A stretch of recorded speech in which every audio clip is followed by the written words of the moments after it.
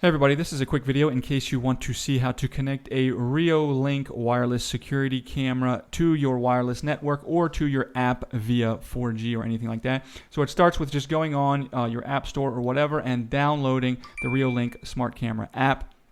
And then from there, you're just going to create an account. Just make sure you click that gray checkbox on the left or it will not let you go past here. You'll be stuck here. So once you've done that, what you're going to do is you're just going to go to your camera, and all you need to do is make sure it is turned on. And then unless you have a 4G version, if you have the 4G version, you'll need obviously to have a SIM card in there for it to connect to the actual cellular network.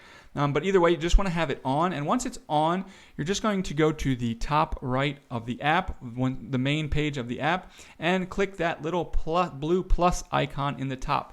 And from there, on your camera, you'll see that there is a QR code. All you need to do, scan that QR code and it will automatically connect. It will prompt you to create a password for it, and you're basically done. You can then control it from there. Now, if you've lost the QR code or something like that, you can actually do this with the unique product identifier, which is also, you'll just need to find that on the camera and input that in, and you can do that manually.